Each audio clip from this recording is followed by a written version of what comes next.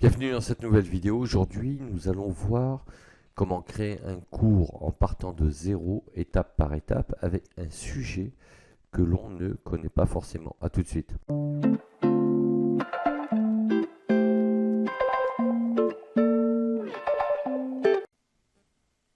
Dans cette vidéo, nous allons voir comment créer un cours en partant de zéro sans connaître le sujet étape par étape.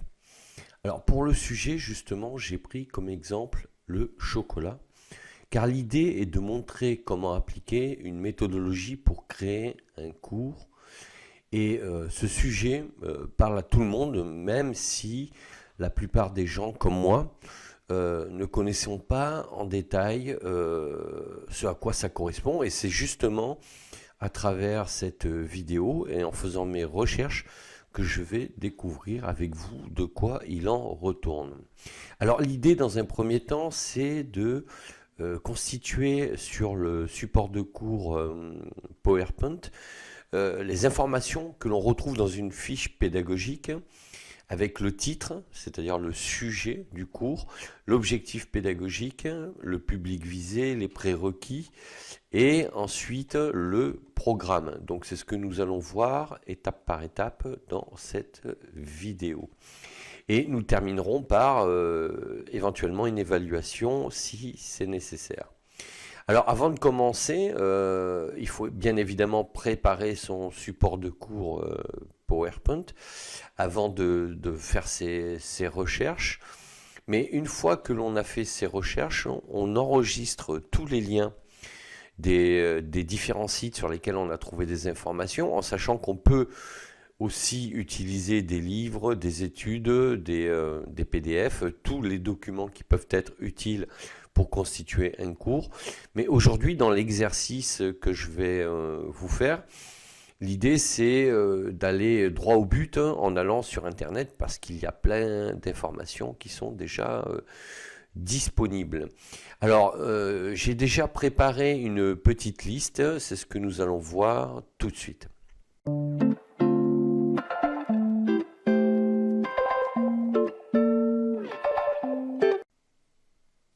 Alors comme vous le voyez, j'ai préparé ici, j'ai 7 liens de sites internet sur lesquels j'ai trouvé des informations et qui vont me servir de ressources pédagogiques pour construire mon cours. En sachant que dans cet exercice, l'objectif c'est de vous montrer une méthode et pas de créer un cours complet qui pourrait faire plusieurs heures, voire une journée. L'idée c'est de vous montrer la démarche pour que vous compreniez comment ça se passe et comment on s'organise pour préparer ses ressources pédagogiques, toutes ces informations, sa documentation. Alors moi ici, quand je repère des sites, j'aime bien enregistrer le lien sur un document Word, même si je sais qu'on peut tout à fait sauvegarder dans les favoris sur son navigateur les sites. Alors pourquoi je fais ça? Parce que moi j'ai créé un dossier comment créer un cours en partant de zéro hein, sous forme d'exercice. Donc, et dans ce dossier, je vais classer ce document Word sur lequel il y a tous les liens des sites qui m'ont été utiles. Comme ça me permet de centraliser toutes les informations plutôt que d'aller les chercher à gauche et à droite dans des favoris ou autres. Alors, nous allons voir justement comment ça se passe. Alors, j'ai déjà préparé, si vous voulez, toutes les pages d'accès aux différents sites par rapport aux liens que vous avez vus, d'accord? Donc ici, on a Wikipédia sur lequel on a des informations. On a ici un autre site voilà, sur ce qu'est le chocolat avec un petit laïus sur l'histoire du chocolat, les origines du chocolat. Et c'est ce qui va aussi nous intéresser. Ici, un autre site qui, lui, va proposer donc les 3 types de chocolat. Parce que l'idée, si vous voulez, on va le voir tout à l'heure, c'est de déterminer un objectif pédagogique qui va me permettre ensuite de savoir sous quel axe, sous quel angle on va présenter le cours. Alors ici un autre site, les différents types de chocolat. Donc on voit le chocolat noir, chocolat au lait, et chocolat blanc. Alors il y en a d'autres, hein. Nous, on restera calé sur les 3 premières catégories. On va le voir tout de suite. Et ici, un autre site donc, qui présente quelques définitions avant de, là aussi, nous expliquer comment est composé le chocolat noir, chocolat au lait et chocolat blanc. Alors, avant de lire en détail, alors, en fait, toute cette partie-là, il est évident que c'est la partie la plus longue, puisque c'est celle qui va vous prendre plusieurs heures, plusieurs jours, plusieurs semaines, voire plusieurs mois, en fonction de la durée du cours que vous voulez construire et du niveau que vous voulez y donner. Si vous devez construire un cours pour vous adresser à des gens qui sont experts, il va falloir potasser le sujet un peu plus que de le survoler. Donc l'objectif dans cette vidéo, c'est de vous montrer la démarche. Ce n'est pas de lire tous les sites en détail, c'est de voir comment on va chercher une information, comment on l'enregistre, on la classe et on la trie, et comment on reporte sur son support de cours les idées principales pour en faire un cours justement. Alors maintenant qu'on a repéré nos ressources pédagogiques par rapport au site, on va ouvrir donc notre support PowerPoint que j'ai déjà préparé, d'accord? Donc j'ai repris un peu les codes de Cap sur vous, hein, que j'utilise sur d'autres supports de cours, à savoir le bleu, avec ici une petite barre design en bas. Et donc, comme je vais aborder le chocolat, j'ai repris en titre ici le chocolat avec une image qui illustre bien le sujet. Ensuite, je reprends le public visé, donc en précisant que ce sujet s'adresse aux personnes n'ayant aucune connaissance sur le sujet, puisqu'on va rester très général. Il n'y a pas de prérequis exigés. Alors évidemment, si on s'adressait à des spécialistes, à des experts, et qu'on préparait un cours pour des pâtissiers par exemple, évidemment qu'ici il y aurait des prérequis parce qu'on ne peut pas faire un cours spécialisé d'un haut niveau sans exiger un certain niveau de la part des apprenants ou des stagiaires, puisque à partir de là ils vont pas comprendre, ils auront pas le niveau pour suivre en fait. Ensuite, l'objectif pédagogique, c'est ce qui va déterminer l'axe du cours, le contenu et ce que devront savoir à l'issue de ce cours les stagiaires et les apprenants. Donc là, l'idée, c'est de connaître les catégories de chocolat. Je parle bien de catégories ici. Je ne parle pas de qualité de chocolat. Parce que connaître les différentes qualités de chocolat, ça pourrait faire l'objet d'un autre cours, mais c'est une autre approche, c'est un autre objectif. Ici, on va se contenter d'aborder les différentes catégories de chocolat. Alors ensuite, on va construire le programme que j'ai commencé à préparer pour gagner du temps. Donc ici, on pourrait mettre sommaire, hein, si vous le souhaitez. Et on a ici 6 chapitres. Donc le premier chapitre, ça me semble intéressant de quand même décrire l'origine du chocolat, plutôt que de partir sur directement les différentes catégories de chocolat, chocolat noir, au lait, chocolat blanc. Ça me semble intéressant toujours de partir du général pour aller au plus précis. Donc là, prévoir un petit chapitre de présentation avec les origines du chocolat, puis les caractéristiques et bien évidemment le processus de transformation du chocolat. Donc d'où on part avec le chocolat brut, enfin la fève de cacao qui permet ensuite de pouvoir faire du chocolat noir, chocolat au lait ou chocolat blanc. Donc voilà une petite idée de présentation. Ensuite, on va avoir l'évaluation à la fin. Donc moi ici j'ai mis aucune évaluation, d'accord. Alors cela dit, il pourrait y avoir tout à fait ici par exemple, je sais pas moi, un test QCM à l'issue du cours. Il pourrait y avoir un examen, d'accord. Après ça c'est examen. Alors oral ou écrit, d'accord, ça dépend. Ça peut être aussi comment dire, je sais pas moi, une présentation orale. Voilà, présentation orale du résumé du cours, par exemple. Vous voyez, c'est une option. Voilà, après, voilà, ça dépend de ce que vous souhaitez mettre en place. Ça peut être aussi, ça se développe pas mal, des quiz. C'est-à-dire, c'est des jeux avec des glissés d'images, etc., que l'on peut faire aussi avec PowerPoint. Je ferai peut-être une vidéo plus tard sur le sujet. Mais voilà, ça peut aussi avoir cette forme-là. Bon, pour cette présentation, moi, j'ai mis aucune évaluation à l'issue du cours. Alors, ensuite, on va avoir ici, on va reprendre les origines du chocolat. Donc, si je reviens dans le sommaire, hop, je suis de manière chronologique les différents chapitres, d'accord? Donc ici, je reprends le titre du premier chapitre, les origines du chocolat. Et après avoir été sur les différents sites, bon, il s'avère que l'origine du chocolat vient d'Amérique du Sud et que c'est au XVIe siècle qu'il a été rapporté en Espagne par Hernán Cortés, d'accord?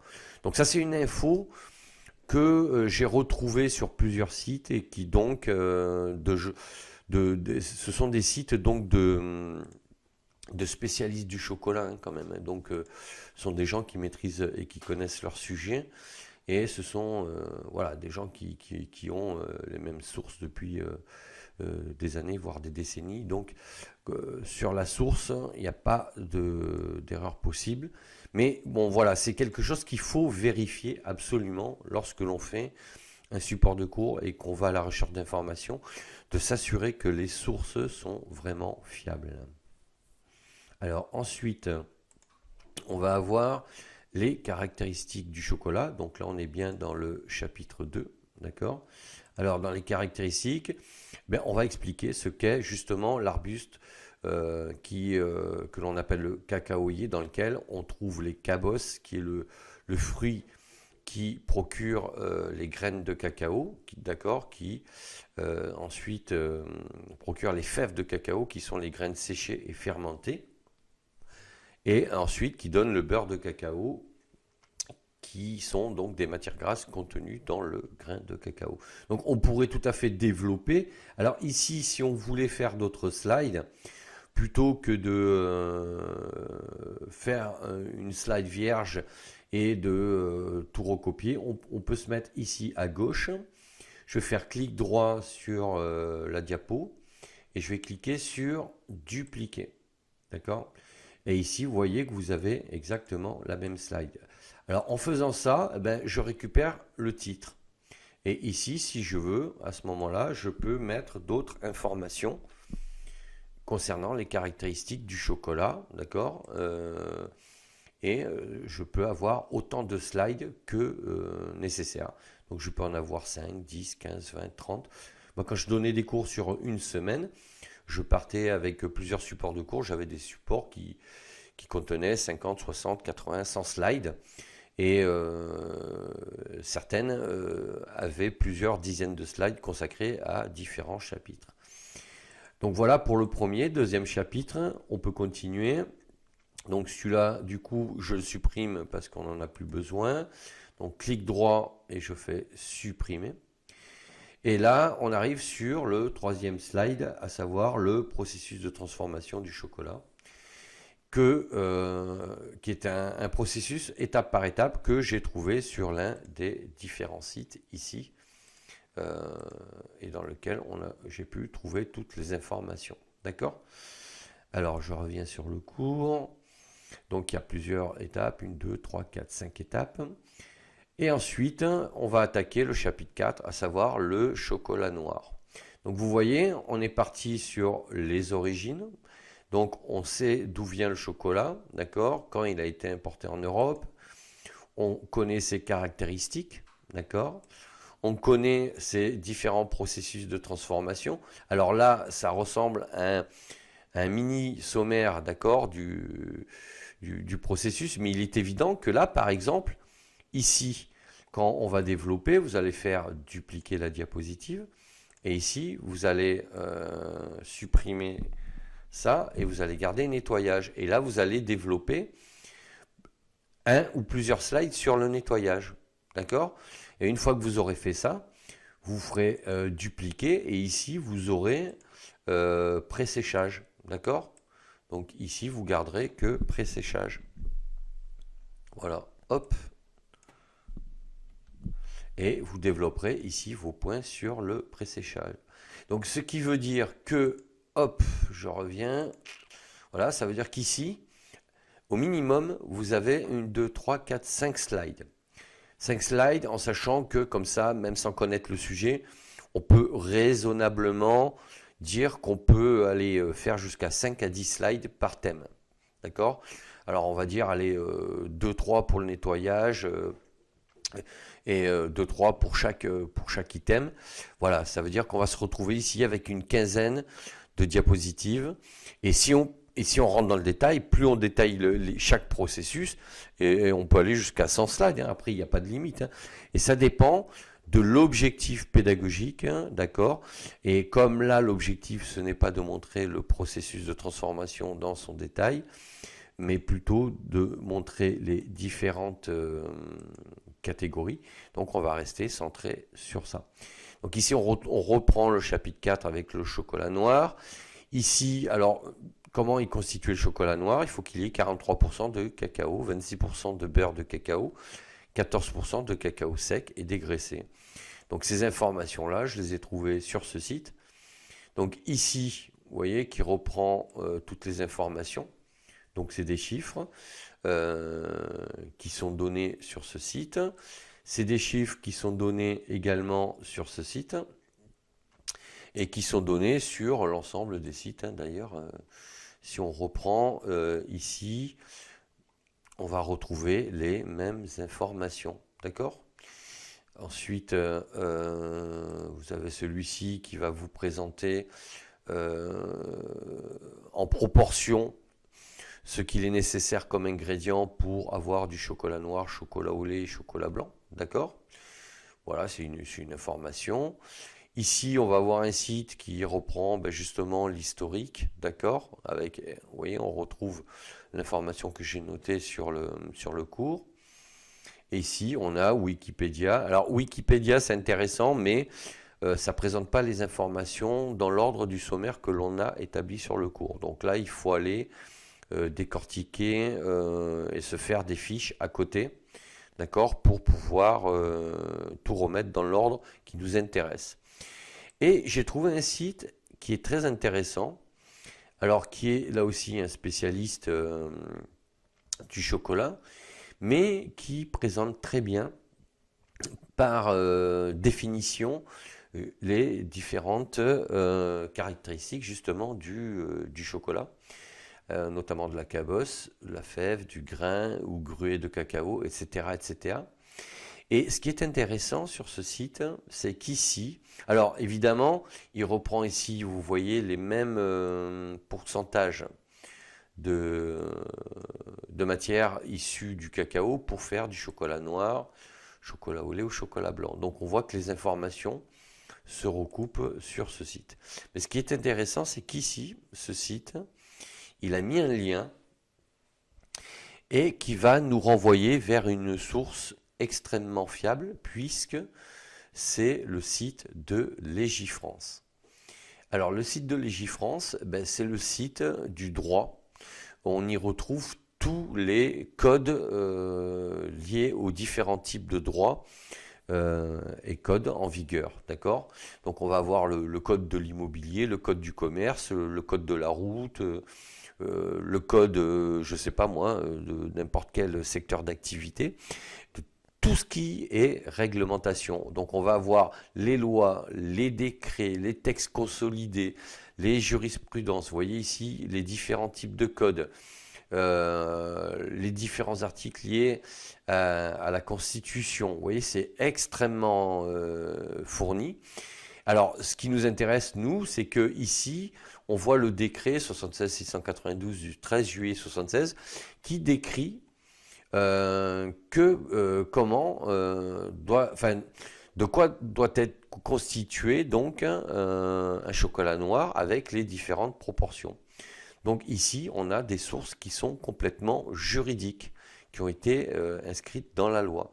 Donc là, on a une source extrêmement fiable pour faire un cours, ce qui signifie que, vous voyez, ici, on reprend tout le détail.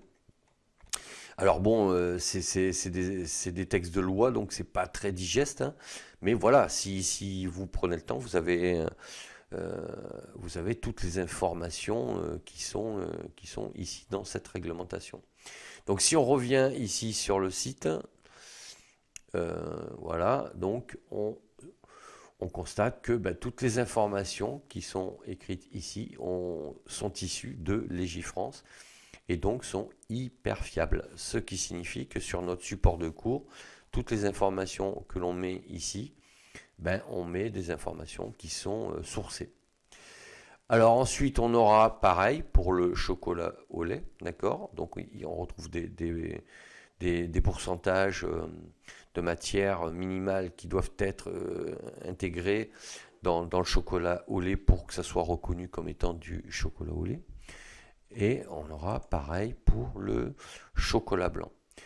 Donc voilà, là on a construit sa structure de cours. Il ne nous restera plus qu'à développer chaque chapitre en fonction du niveau que l'on veut donner au support en restant calé sur l'objectif pédagogique, d'accord? Donc pour ne pas sortir de l'objectif et être hors sujet. Donc voilà ce que je voulais vous montrer, comment rédiger un support de cours. On prépare donc en résumé, on prépare sa base de données de ressources pédagogiques. Alors moi je l'ai enregistré, j'ai enregistré les liens ici, mais ça, sur cette feuille je l'enregistre dans mon dossier, mais ça peut être également des livres, des revues, des expertises, des études, etc. etc. hein. Donc il ne faut pas hésiter à multiplier les sources pour pouvoir créer ces cours.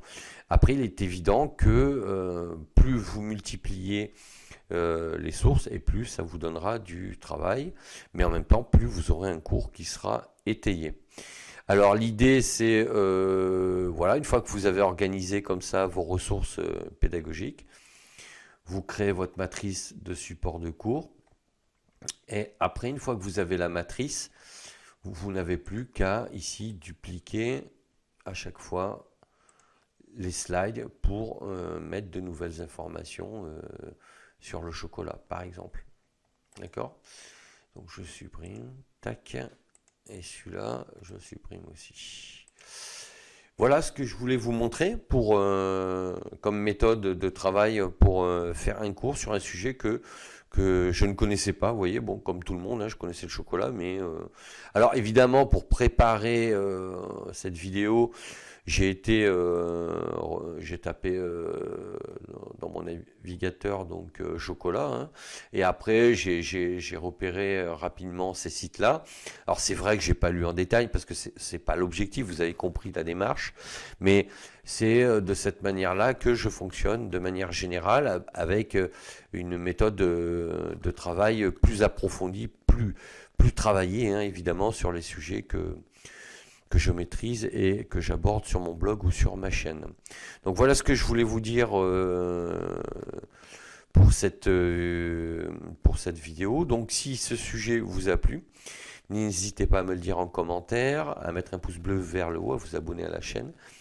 Et sachez que vous pouvez également télécharger gratuitement mes 2 e-books, Comment trouver sa voie et Accomplissez-vous, dont je vous mets les liens dans la description de la vidéo. Et je vous mets aussi le lien pour commander mon livre Développement personnel, les 3 piliers, que vous pouvez donc acheter directement sur le site d'Amazon si vous le souhaitez. Je vous dis à bientôt pour d'autres sujets. D'ici là, portez-vous bien. Ciao, ciao.